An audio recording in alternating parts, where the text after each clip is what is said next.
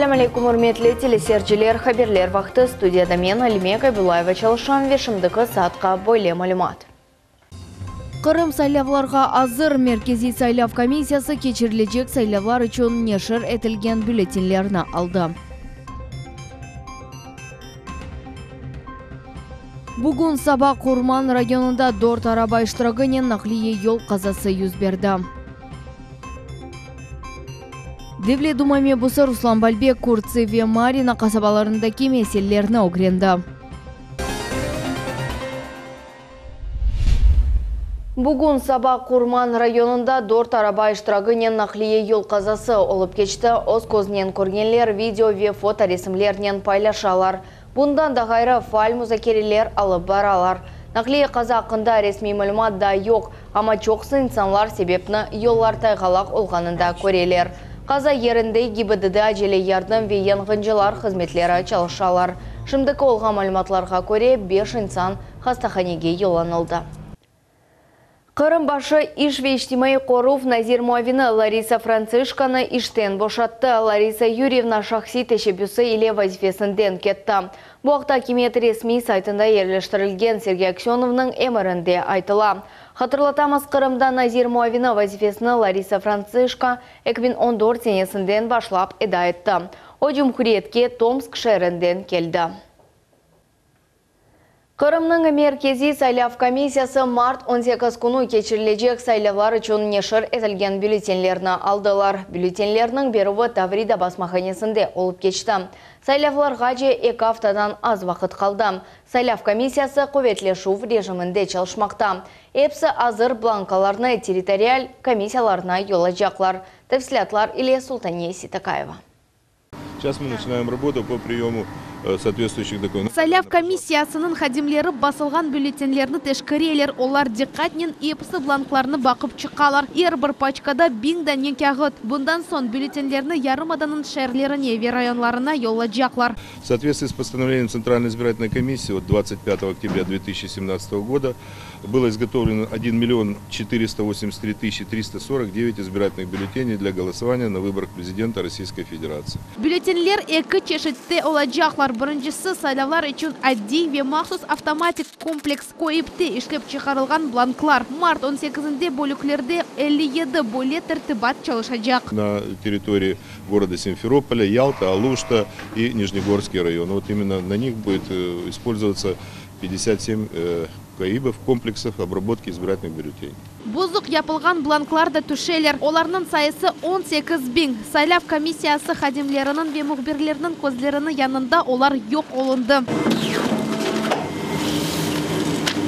Бюллетенлерні подделкадан қорчаладылар. Весиқаның оң тарафындан ешіл төсте тангер ағы белгіленді. Оның макеті электрон шекілді япылды. Дизайн элементлеріні текрарламаға имкан yok. Енді бюллетенлер территориаль комиссияларға берілежек. Бланкларны алған вақыттан сон епісі одаларыны полис хадимлер қарабулажақ. Султания Ситакаева, Иван Евдокимов, Миллет үшін. Кереч боғазында екі геми жатышты вақия геже олып кечтім. Құру юг Андора гемиде 3000 тоннадан зәде боғдай бар еді. О Кереч районның якорь тоқтавына yol алайды ве Черномор балық тұтқан Хорс адлы геминен тоқнашты.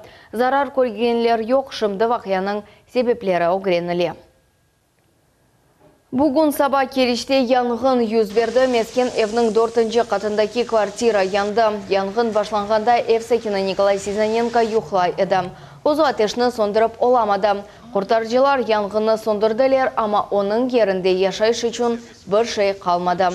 Епсі көлге чевірілді. Николай Сизаненко ершейден марум олды. Пара весиқалар, телефон ве Алманияда яшаған екене аптесінің адресі янды. Шымда еркек ярдымға мұқтач. Yollar meselесі спорт мейданларының yok олуы, yol keçлерінің ве дұрақларының кереклігі. Бұл ведигер меселер иле танышылмақ үшін Девле Думаме бұсы Руслан Балбек, Курцы ве Марина қасабаларына зәрет етті.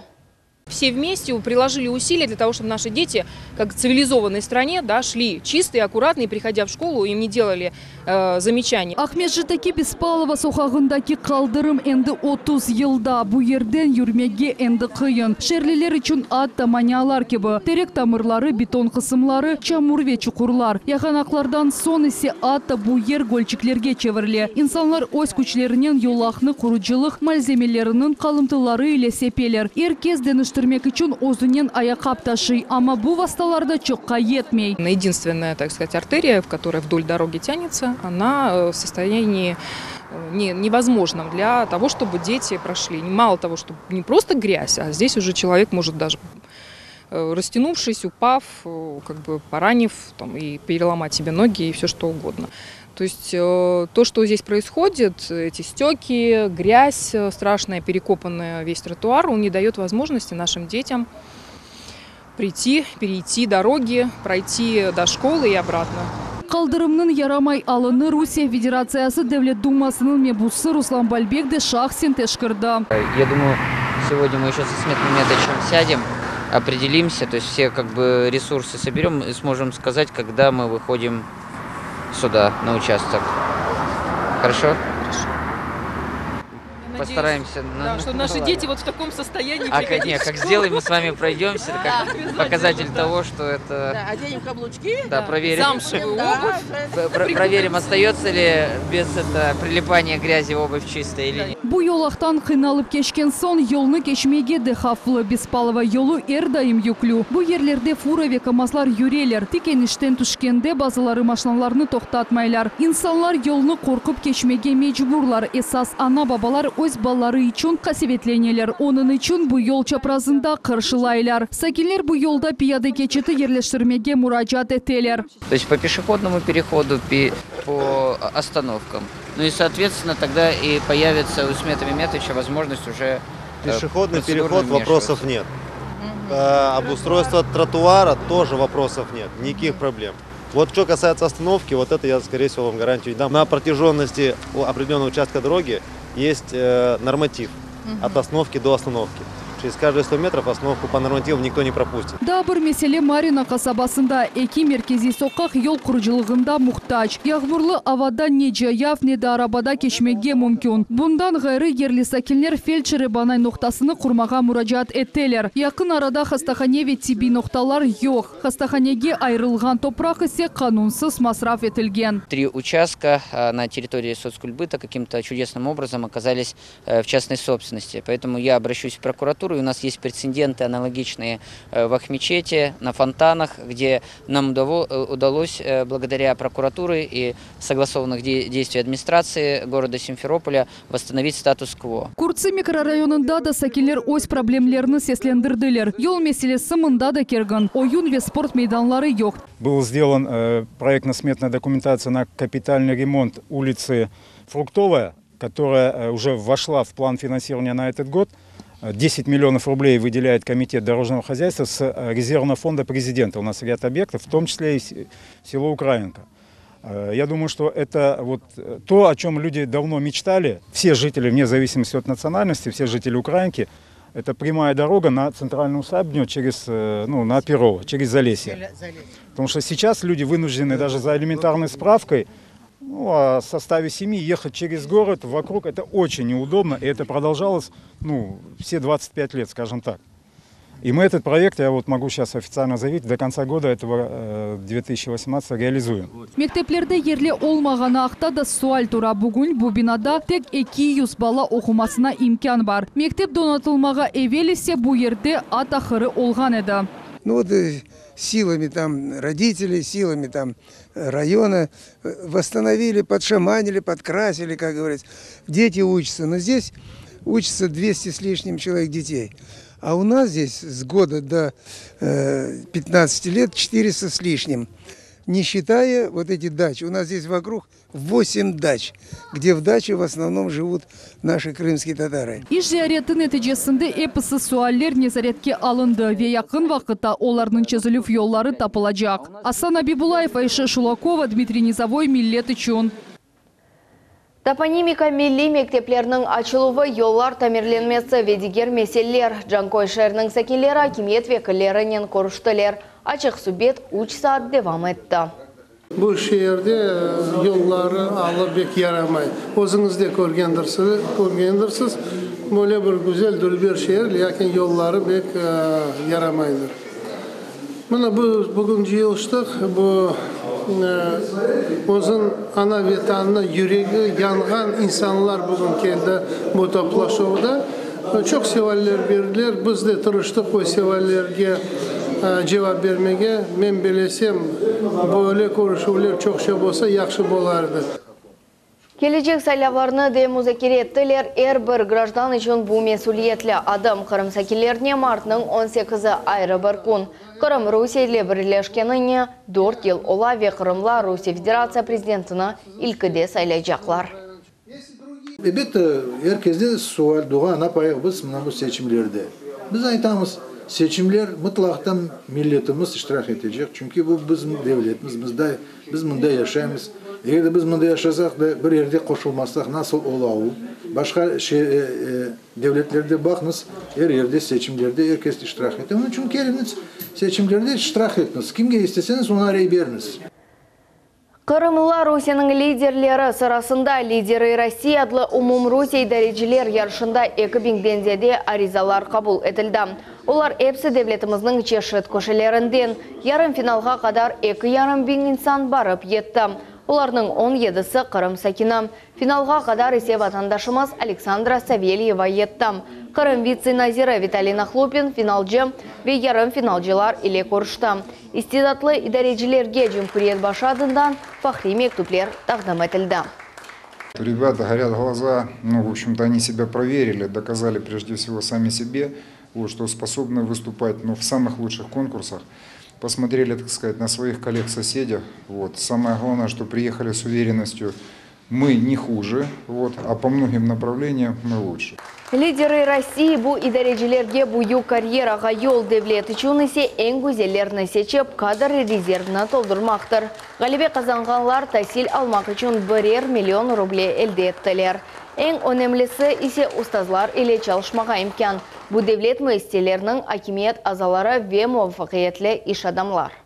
Во время финала были еще выступления как раз-таки от наставников, которые были очень интересны, очень полезны. И, не знаю, когда бы мне еще удалось услышать за один день и Кудрина, и Лаврова, и Грефа, и Собянина, и других таких высокопоставленных спикеров. Это было, конечно, очень интересный опыт, который каждому из нас был полезен. Мы рады, что сегодня у нас состоялась встреча с вице-премьером, потому что мы не просто пообщались и рассказали о том, как мы участвовали в конкурсе, а мы предложили порядка 6 проектов, которые могут быть реализованы в Республике Крым. Это в том числе интересные идеи, которые уже были реализованы либо в других территориях, но есть или абсолютно новые. Kırım Mühendislik Pedagogika Üniversitetinin studentleri Halkara Kadınlar Kununu endiden başlap qayt eteler. Yigitler kızlarını sabadan hayırlamağa başladılar. Организовал это мероприятие, чтобы девушкам было приятно, сделать им что-то такое, чтобы их улыбки сверкали по всему университету. Üniversitette bir kirgen kızını şarlar ve hoş sözler ile karşıladılar. Kadınlar için parlak konsert programmasını hazırladılar. Endi kadınlar urbasının yanı ekskluziv kolleksiyası yer ve oyun çıkışları. Мальчики целый день нас радовали подарками, цветами, шариками. Весь день эмоциональный, такой радостный. Мы очень ценим то, что они для нас делают, благодарны им за это. Yarmadada basketbol sport çeşidi boyunca umum Kırım çempionatı olup geçti. O kollej, texnikum ve училище studentlerinin arasında olup geçti. Umumen çeşit Kırım regionlarından 15 takım iştirak etti. Oyunna muhbirimiz Safiye Şukurova ziyaret etti ve neticeler haqda tarif etmeye endi hazır. После каждого заброшенного мяча трибуна взрывается аплодисментами. На площадке финалисты республиканского чемпионата. Баскетбол в Крыму снова на пике популярности. На сегодняшний момент особенно после кинофильма «Движение вверх», баскетбол вообще, я вижу то, что наблюдает пиковую ситуацию. То, что в детско-юношеские спортивные школы увеличивается, детки приходят буквально там в 10 раз больше по сравнению с прошлым годом. Мы рады этому очень, и дай бог, чтобы и дальше популяризация баскетбола была выше и выше. Позади целый месяц изнурительных отборочных матчей. Команды со всего полуострова выясняли отношения. В итоге звание сильнейшей студенческой команды оспаривают Симферопольский политехнический колледж и автотранспортный техникум. Наши мальчики молодцы, мы их поддерживали как могли. Для этого мы сюда пришли, чтобы поддержать наших участников. Мы вообще болеем за все команды. Нам интересно это смотреть, и мы в любом случае будем рады за всех, кто какое место займет. Здесь насыщенная атмосфера, очень классно. Особенно, когда болеешь за какую-то команду, и она выигрывает, вот это все. Даже внутри какие-то переживания за команду, уже как часть ее становишься. Чувствуем гордость за свой колледж, наши ребята молодцы, они выигрывают. Мы очень болеем, очень переживаем за них. Долгое время в Крыму соревнования по баскетболу не проводились. И сейчас эти турниры вызывают ажиотаж. Спортсмены соскучились по соревнованиям, а болельщики по красивой игре. При участии Руслана Исмаиловича у нас появилась возможность подарить ребятам хорошие кубки, подарить ребятам мячики, 30 мячей, 9 кубков. То есть вы понимаете, насколько это мотивирует ребят. Для тех, кто на трибуне, это прежде всего зрелищная игра. Для тех, кто на поле, зачастую смысл жизни. Ради победы каждый игрок старается сделать все. Эмоции переполняют. Отработали в защите, в нападении. Некоторые моменты были хуже, некоторые лучше. Но в итоговый счет сам за себя говорит. 19-17 мы выгрызли эту победу и полностью отдались. Конечно, мы как тренеры очень нервничали, но результат нас радует. Здесь девчонки присутствуют на трибунах и поддерживают наших ребят. Я думаю, это тоже для них был большой стимул в честь Международного женского дня. Организаторы отмечают, любительские турниры по баскетболу набирают популярность. В этом году участие приняли сразу 15 команд. Финалистов наградили грамотами, медалями и мячами. София Шукурова, Аким Бекиров, телеканал «Миллет». Қырымда эссас вечоқ бекленілген объектлерінің құрыжылығы Копур Ахмеджит Авалиманның яңы терминалы Таврида трассасы. Ярмада әрдаққа деңіше. Эпса қиқатлар ақта бүгін саат 21:50 лейлі виджат. Крым перезагрузка лейхасында тариф етежек. Вот они, главные воздушные ворота полуострова. Площадь терминала 78 тысяч квадратных метров. Беспрецедентный для Крыма проект в части его технической оснащенности. Новому аэропорту новую дорогу. Мы строим не просто дорогу, мы строим дорогу жизни. Трасса Таврида пройдет через весь полуостров и свяжет Керчь с Симферополем и Севастополем. Мы используем все современные технологии. Этот мост будет самым протяженным в России. Его длина 19 километров. И это только начало. Крым продолжает строиться.